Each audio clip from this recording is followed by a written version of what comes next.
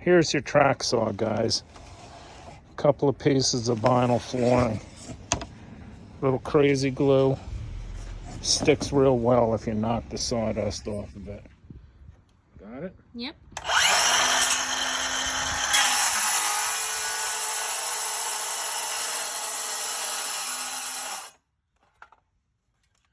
That's it. One homemade track saw. I have an extra board and return it.